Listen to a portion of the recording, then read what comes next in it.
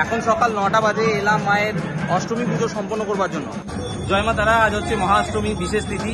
যে সমস্ত দাদিদিরা মায়ের চরণে পুজো অর্পণ করবার জন্য বলেছিলেন তাদের পুজো খুব সুন্দরভাবে মায়ের চরণে পৌঁছে দিলাম। এখন মন্দিরে এই মহাষ্টমী দিনে বিশেষ যজ্ঞ হয়, যেখানে বিশ্ব শান্তি এবং মানুষজন মায়ের ভক্তদের মঙ্গল কামনায় একটি মহাযজ্ঞ হয়। সেটা আমরা সামনে তুলে ধরবো। খুব সুন্দরভাবে মায়ের পুজো করলাম, আপনারা মায়ের একবার ভালোভাবে দর্শন করুন। আপনাদের সামনে তারাজ্ঞানের যে সিরিজ তুলে ধরছি, আজকে তার ৭৬তম দিন। আজকে তারাজ্ঞান মা নিঃস্ব ভক্তকেও রাজা বানাতে পারেন, অর্থাৎ যার কাছে কিছু নেই মায়ের কৃপায় সব কিছু হতে পারে। আপনারা মায়ের ভালোভাবে দর্শন করুন, অন্তর দিয়ে পৌঁছে দিন নিজের কামনা বাসনা মায়ের চরণে। সকলে ভিডিওটা নিজ পরিবারের কাছে পৌঁছে দিয়ে যুক্ত হন আমার সাথে মায়ের প্রচারে এবং কমেন্টে জয় মা তারা লিখতে একদমই ভুলবেন না। আপনাদের সামনে তুলে ধরছি অষ্টমী পুজোর প্রস্তুতির কিছু সুন্দর মুহূর্ত। আজকে সকালবেলা মায়ের সমস্ত সেবায়েতরা একসাথে গিয়ে মা দুর্গার ঘট নিয়ে এসেছি। আমাদের এখানে অষ্টমীর দিন মা দুর্গার ঘট আনা হয়। এরপর বাড়ির মধ্যে মা দুর্গার পুজো সম্পন্ন করলাম। এরপর গেলাম ডালবাড়ি, তারাপীঠ মন্দিরের পাশে স্থান, এখানে মা দুর্গার ঘট স্থাপন করে পুজো করা হয়।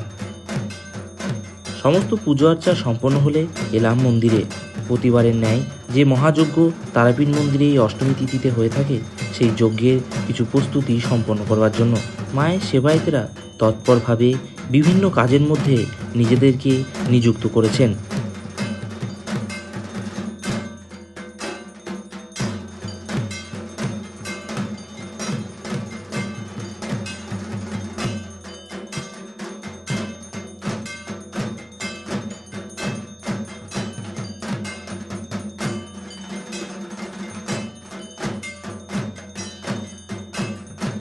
এরপর বড় কোষাই করে যজ্ঞের জন্য জল নিয়ে এলাম। অষ্টমীর দিন তারাপীঠ মন্দিরে কুমারী পুজোর আয়োজনও করা হয়ে থাকে। দুর্গাপুজোর সময় তারাপীঠ মন্দিরে মানুষের সমাগম লক্ষ্য করা না গেলেও এই মহাষ্টমীর বিশেষ তিথিতে যথেষ্ট পরিমাণে মানুষের সমাগম লক্ষ্য করা যায় তারাপীঠ মন্দিরে।